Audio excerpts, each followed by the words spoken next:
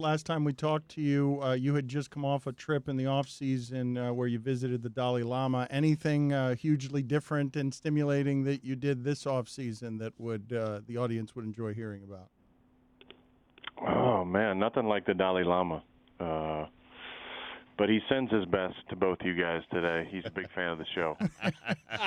Well, please send them my best next time you see him. The Tarantino movies. I read that you love Tarantino movies in The Ringer. The top three, according to Aaron Rodgers, are.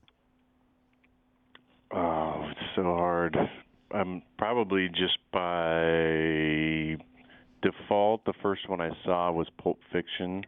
That would be number one. I've seen that the most. Second, I'm going to have to put the new one. I don't know if anybody's seen it. Wow.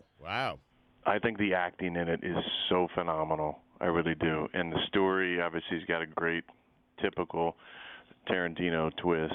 But, yeah, I just think Brad and Leo and Gal are just, Margot Robbie are just so amazing. They really are. And you got a couple of, famous Tarantino actors with some cameos. Kurt Russell has a little cameo, which is awesome. And then my third, I've gotten some flack from a friend of mine who's a humongous Tarantino fan, bigger than I am, but I love Hateful Eight. I just think the performances in that one, again, are just so incredible. Obviously, Kurt Russell and Sam Jackson are just amazing. Jennifer Jason Leigh is amazing. And everything kind of happens in that bar, the store. But I just think it's so interesting, the twists in it. And I love the way that he will go back in time and tell stories out of order. It just kind of keeps you invested in the entire movie. You were you were very vocal. You sounded hurt on the Game of Thrones the last season. It felt that you felt betrayed. You sounded as if you felt like you wasted 7 seasons of your time. No, Dan, don't say that. That's not what I said.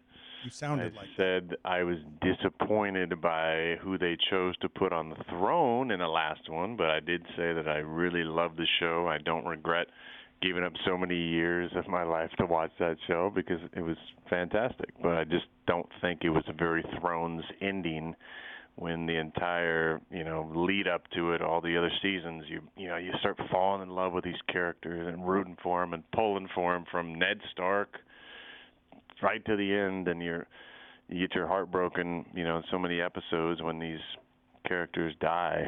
Egret, you're like, John's finally gonna, get some, and that's, I think he hurt for Kit Harington, Jon Snow, because his character arc. I mean, it's so many bad things happen to him. You just think at some point something good has got to happen. Like, he gets sent out from the north and goes to the wall and gets disrespect up there, then goes beyond the wall and meets a woman and finally he has sex, and he's finally a part of something. Then she dies, and then he comes back, and then he's kind of king in the north, and then then he falls in love again and realizes that's his aunt, and he's just this horrible story arc. And then we finally, you're thinking, all right, then he kills her, spoiler alert, and you're like, okay, finally, he's going to be on the throne, and he's a Targaryen, and this is how it's supposed to be.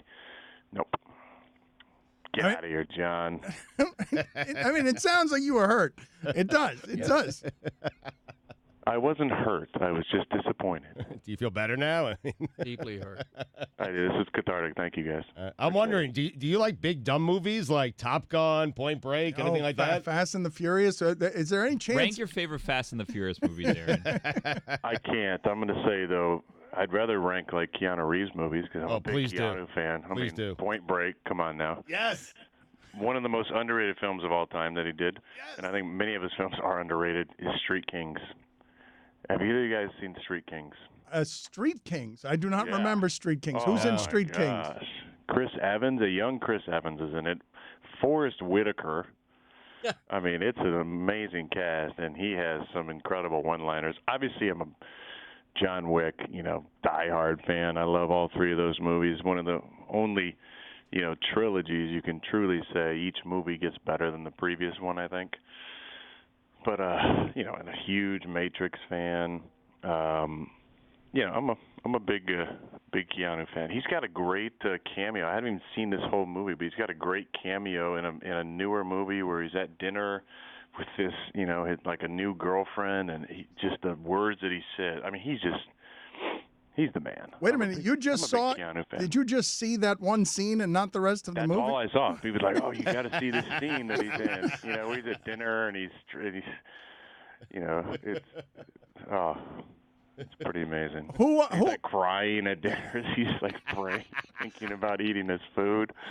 Oh man, I got to see the movie now. But that's all I cared about was that part. Have you met him? Like we've talked to you before about some of the people that you end up running into, and they're as big a fan. Aaron Rodgers with us on ESPN Radio. They're as big a fan of you as you are of them. Have you met Keanu Reeves, and who have you met recently where you've been a little awed, or even the cool of Aaron Rodgers gets thawed a little bit?